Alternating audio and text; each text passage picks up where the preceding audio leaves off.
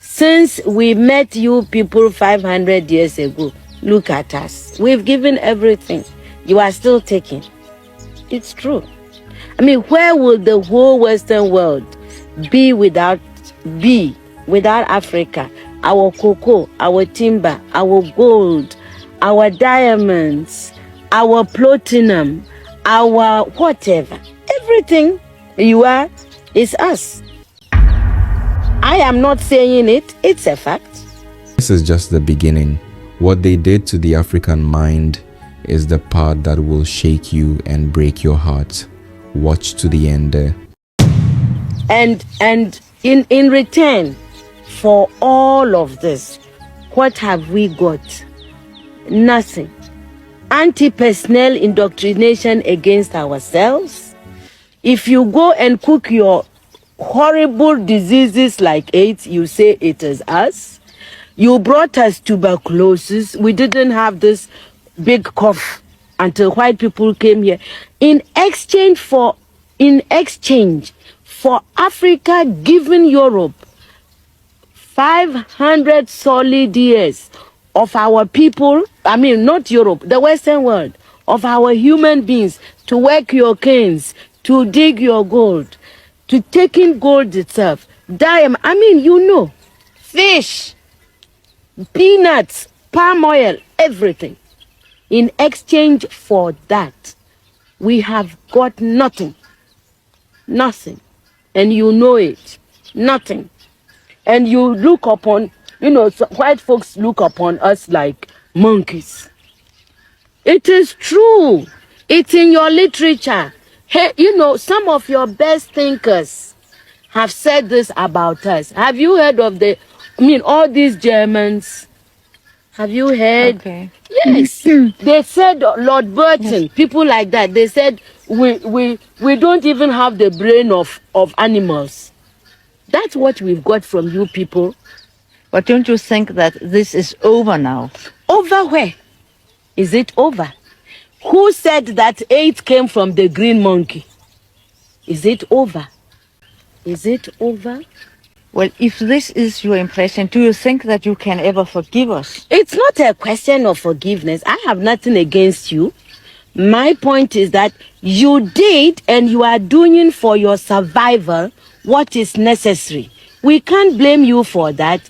The fact that we didn't do enough for our own survival and we are still not doing enough for our survival, that is not your problem. You know, even everybody that God has created has a sense of survival. You know, and if we don't develop it, we can't blame white people. You came here because you needed these things. You took gunpowder from the Chinese. You needed them to shoot people. Do you consider AIDS as a new form of colonization? Of course. Why? That's why. You know, my people, the Akans, we have a proverb. It says that good morning, thank you is never enough to salt anybody's food forever. You cannot build your life on thank you, morning, thank you, English, thank you, God. You know, which is what aid makes, you know, we are always receiving. Nobody, look, and I don't care who hears, nobody anywhere in this world is going to send you their best of anything. Do you see? Neither the experts nor people, you give us what you can afford. Aid is the leftover, really, and it cannot be enough. But aid, you can, when, you know, the world is, now the world is one place. So, there is nothing wrong if my house is in a crisis and you offered me something. There's nothing wrong, you know, because there is interrelationship. But a whole nation, a whole continent cannot live forever on aid. And I think aid we are in Africa, we are in danger of making foreign aid a kind of policy that is wrong. I think that it humiliates our people. The people in the villages have not asked anybody to go around begging on their behalf. To start with, when the colonizers came to Africa, we didn't have the issue of color. Black and white did not exist in our languages. We were Africans. The missionaries were sent in with specific instructions to make the Africans believe that everything African was bad and everything European was better and more desirable. They put in motion a process of making us dislike that which was ours and go all out to embrace what the new invader was bringing to our beloved continent. I have to give it to them.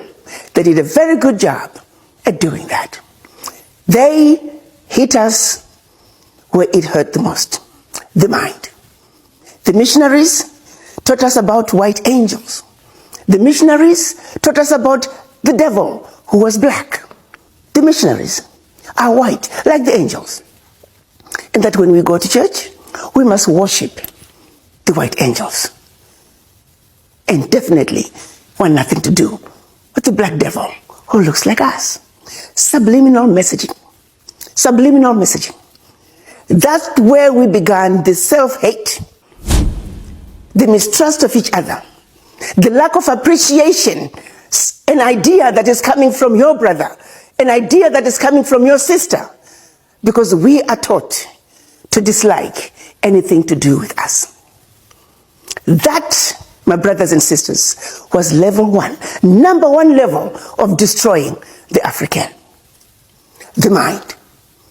Then they followed it with colonization, a systematic way of saying now that we have made the African believe that everything African was bad and everything European was better, let's take it to the next level.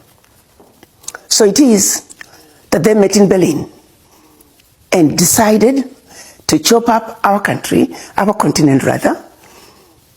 So it is they met in Berlin, Germany, at the invitation of the then Chancellor of Germany, Bismarck, specifically to come up with a strategy that once again would see to it that Africa and her children are forever defeated and dominated.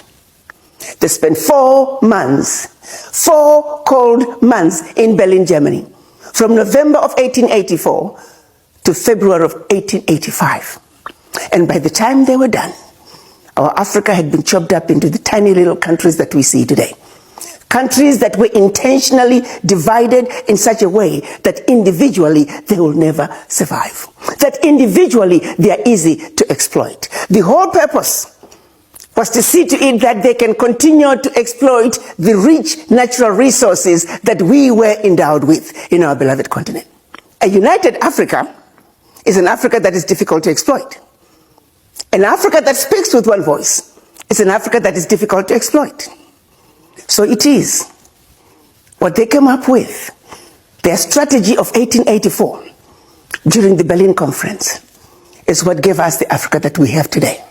An Africa that has countries like Benin, countries like Togo, countries like Central Africa Republic, Niger. As a matter of fact, all African countries. Then they turned around and said, okay, here we are. You are independent countries. Of course, during the Berlin Conference and during colonization, every one of those countries was controlled from those capitals in Europe until independence. When our Pan-African fathers began to say there's something wrong with this picture, we can no longer continue to be subservient in our own continent. So they began to push back. And this is what led us to get the fake independence, where we were given political liberation, limited political liberation to this day. But what they kept and never let go, which brings me to issue number 3 of the root, was the economic liberation. You see, you got to understand that when we were under colonization, The companies that ran the economies of all African countries were companies that belonged to the colonizer. If a country was colonized by the British, the majority of the companies that controlled the economies of those countries were British. If you were colonized by the Germans, German companies. If you were colonized by the French, French companies, and so forth. That, my brothers and sisters, they never gave up. They still continue to control the economies of their former colonies to this day. Let's go back and summarize where we are so far. The issues of the root. They messed with our mind. Berlin Conference. They divided us up, chopped up into tiny little economies that simply cannot survive on their own.